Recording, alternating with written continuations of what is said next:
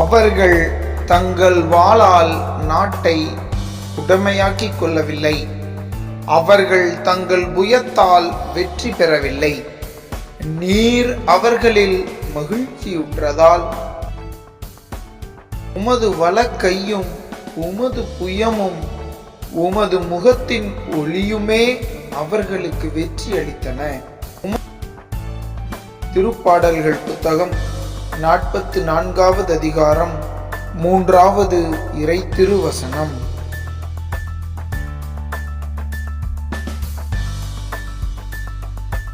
அவர்கள் தங்கள் வாளால் நாட்டை உடைமையாக்கிக் கொள்ளவில்லை.